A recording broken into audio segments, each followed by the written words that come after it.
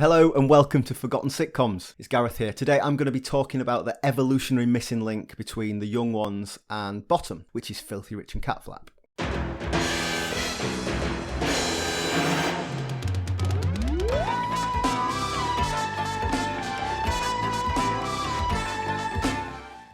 Filthy Rich and Catflap was originally broadcast in 1987 on BBC Two, which is 2.5 years after the young ones fell off a cliff in their bus, and 4 years before Bottom. Personally, I was 11 when this went out, and I remember it going out, I remember it being broadcast, but it was never repeated, so it kind of faded from my memory, and it was sort of sat on by Bottom. You know, it was kind of subsumed by what came later. It was actually released on DVD in 2004, and then again in 2012 as a 25th anniversary re-release. But actually, I watched this on YouTube. As I'm recording this, the whole series is available on YouTube, so you can go and fill your boots there if you want to give it a go. So this was written by Ben Elton to further showcase the talents of his friend and his muse, Rik Mayall, and Mayall's comedic partner, Adrian Edmondson. But this production also brought a third young one, Nigel Planer, along for the ride, although he's very much in a supporting role to our main two protagonists. There was no room, of course, here for Christopher Ryan, but then he always was the boring one. Although Young One's director, Paul Jackson, was also brought on board. Basic setup is that Mayall's character, Richard Richie Rich, he's an obnoxious TV personality of dubious fame. The running joke that he believes himself to be this huge celebrity, but no one ever recognises him. Adrian Edmondson plays this sociopath character. He's violent, Eddie Catflap.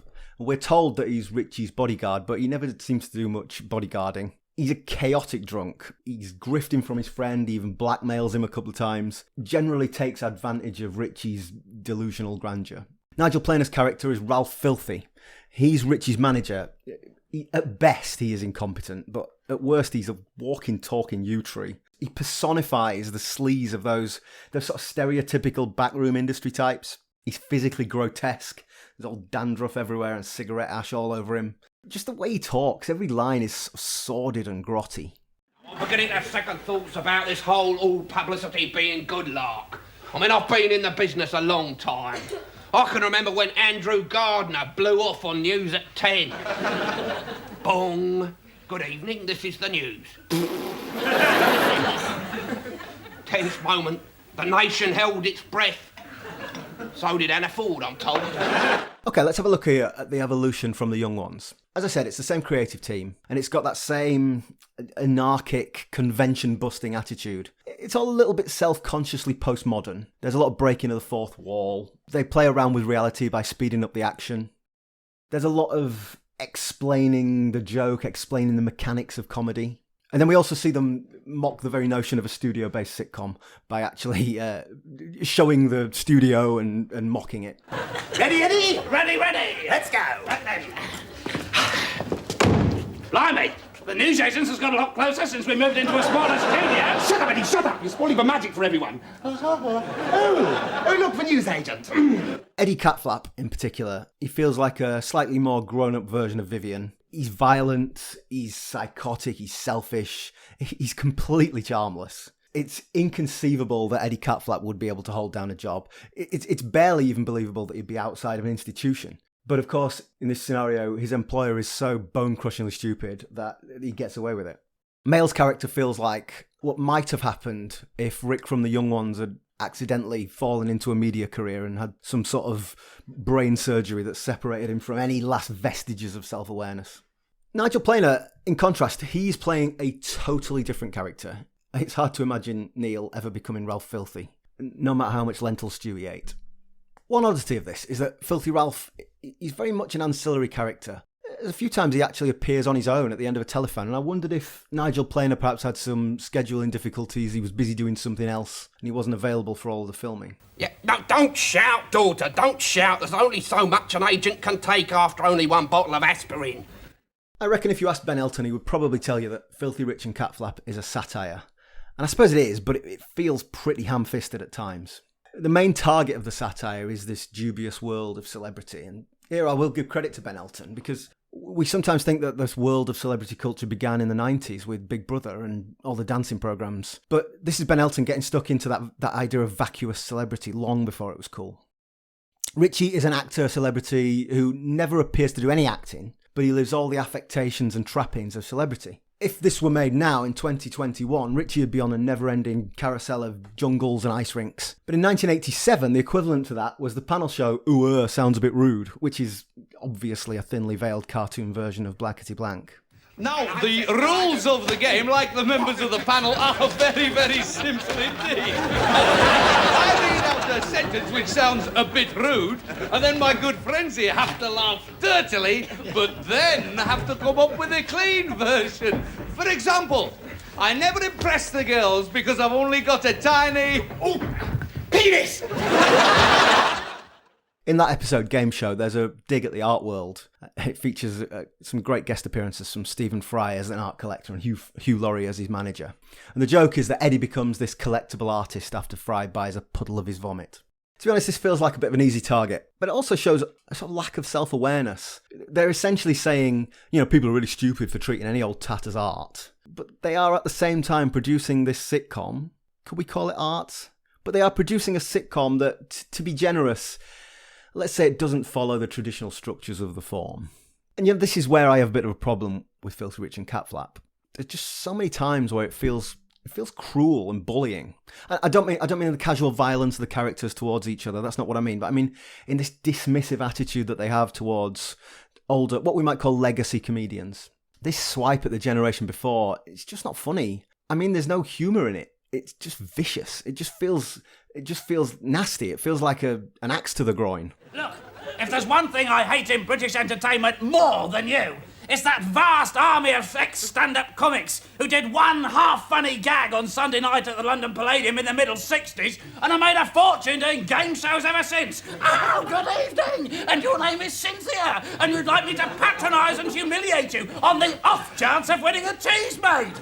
Chicken chappies! More like complete and utter bastards, if you ask me. I suppose this is interesting to place in context. In the mid-80s, I probably would have laughed along to this iconoclasm. But we're all older now, and it kind of feels cruel, especially coming from Ben Elton, a man who did several funny gags on Saturday Live in the middle 80s and has made a fortune doing jukebox musicals ever since. That's not fair. We covered Ben Elton on the British Sitcom History podcast when we looked at The Thin Blue Line. I'd urge you to have a listen to that. You can find it on this channel. But to summarise, I am a Ben Elton apologist. I think he's a really talented guy. I think he's really unfairly maligned, and I think he's held to a higher standard than others just because we have this collective perception of him as a sellout. But listening to some of the rants in Filthy Rich and Catflap feels awkward. It feels like they're punching down. Perhaps in 1987 it was punching up, but now the war for the soul of comedy is well won by the alternative comedians, and those traditional comics lost. Putting the boot into them now it sort of feels heartless. As I'm recording this in 2021, Benny Hill feels like an easy target, and they clobber him pretty mercilessly. That probably felt different in 1987. Perhaps there's an irony here in that this criticism of old-fashioned comedy would have been fine in 1987, but now it feels hopelessly out of date itself. I've joined the ranks of the other suffering artists. Keats, he suffered. Shelley, she suffered. Michael Barrymore, We all suffered. Overall, Filthy Rich and Catflap probably bears more similarities to Bottom than it does to the young ones. Mayall and Edmondson have been performing as the Dangerous Brothers for several years, turning this violence into comedy. And in Filthy Rich and Catflap, there is a lot of violence. And after a while, it just gets a little bit tiresome. It loses its shock value, and it just makes me wonder who's going to clear up. Maybe I am just getting old, but I do remember even in the 90s finding Bottom a little bit repetitive. And this is really my underlying problem with Filthy Rich and Catflap, which is it's all just turned up a bit too much for my liking. I know this is not going to be a popular opinion, and it almost pains me to say it, but I think that too high energy is not down to Elton's writing, but almost exclusively down to Rik Mayall's frenetic performance. Rik Mayall was clearly a force of nature, and everyone who's ever worked with him speaks of him with genuine affection. But as with everyone else, I think that his strengths are also his weaknesses. And that frenetic energy, it just spills over into this overacting, this gurning to camera. It often tramples straight across all the comedy. And I just find it a bit tiresome after a while. It's not just in Filthy Rich and Catflap.